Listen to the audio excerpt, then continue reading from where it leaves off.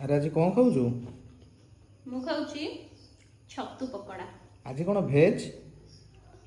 ଆଜି ହେଲା ଶନିବାର, ତମେ ତ ଭେଜ୍ ଖାଇବ, ସେଥିପାଇଁ ମୁଁ ବି ଆଜି ଯେହେତୁ ବର୍ଷା ହେଇଥିଲା ଇଚ୍ଛା ହେଲା କ'ଣ ଟିକେ ପକୋଡ଼ା ଉପରେ ଖାଇବା ପାଇଁ, ସେଥିପାଇଁ ଛତୁ ଆଣିକି ପକୋଡ଼ା କରିଦେଲି। ଆଉ କେମିତି ଲାଗୁଛି? ବହୁତ ବଢ଼ିଆ ଲାଗୁଛି। ବେଳେବେଳେ ବି ଭେଜ୍ ଖାଇବା ଦରକାର ହେଲା। ହୁଁ ବହୁତ ଭଲ ଲାଗୁଛି ବାକି ପୁରା କ୍ରିସ୍ପି। ଯେତେବେଳେ ମୁଁ କରିଛି ନା ଭଲ ମୁଁ ତ ହବନି। କେବେ ତତେ ସାହାଯ୍ୟ କରେନି, ଯେମିତି ସେମିତି କେବେ ବି କଥାବାର୍ତ୍ତା ନୁହଁ। କରୁଛୁ ଆଉ। ତମେ ବି କର, ବାକି ତମେ କ'ଣ କହିଲ କି ମୁଁ ଅଏଲି ଫୁଡ୍ ଖାଇବିନି, ସେଥିପାଇଁ ମୁଁ କହିଲି ମୁଁ ନିଜେ ଖାଇଦଉଛି, ଆଉ ତମେ କ'ଣ ଖାଇବ? କଡ଼ାଇ ମସରୁମ ତମେ ଖାଅ, ମୁଁ ଆକୁ ଖାଇକି ଶୋଇପଡ଼ିବି। ହଉ ଯା, ମୋ ପାଇଁ ଟିକେ କରିଦେ।